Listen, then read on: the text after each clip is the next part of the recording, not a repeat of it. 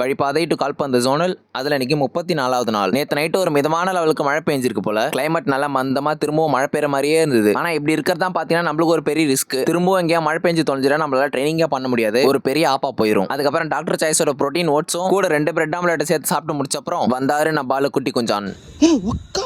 Messi வந்திருக்காங்க இன்னைக்கு.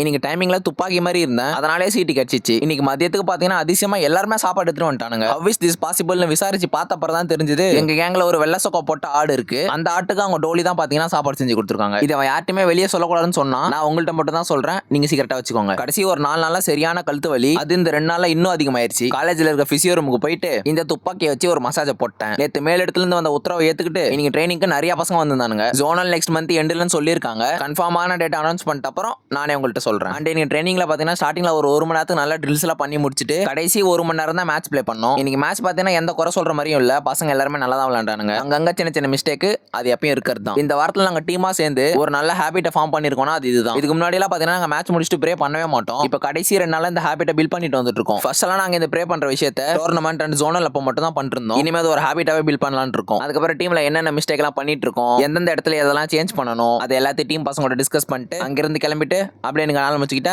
தொடர்பில் இருக்கும்.